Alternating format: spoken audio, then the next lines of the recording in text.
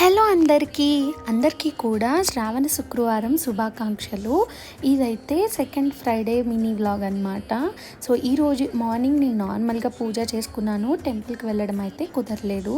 So అందుకని evening చక్క ready అయ్యి చక్కగా ముగ్గు పెట్టుకొని నేను కూడా శారీ కట్టుకొని రెడీ అయిపోయాను పూజ చేసుకొని టెంపుల్కి వెళ్దామని. సో నేను నా ఫ్రెండ్ టెంపుల్కి మా ఏరియాలో ఉండే ఒక టెంపుల్కి అయితే వెళ్ళామన్నమాట.